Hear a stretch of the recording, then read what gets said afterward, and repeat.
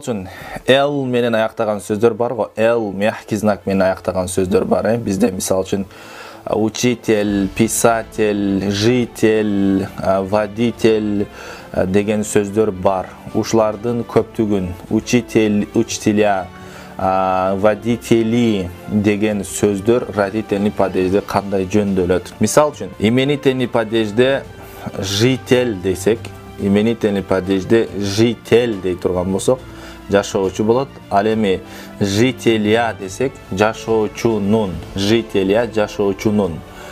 Жители десек, жашоочулар, жителей дей турган болсок, жашоочулардын. Демек, L менен аяктаган сөздөрдүн көптүгүндө родительный падежде эй деген окончание кошобуз. Эсиңиздерде болсун, ей деген окончание кошобуз. Жителей.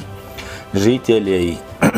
Мисал келтире турган болсок, мисалы заявление жителя десек, жителя дей турган болсок, жашоочунун арызы, бир жашоочунун арызы, заявление жителя бир жашоочунун арызы, заявление жителей дей турган болсок, заявление жителей, анда жашоочулардын деген, лардын дегенди берет. Эй деген жителей, жашоочулардын арыздары дегенди берет.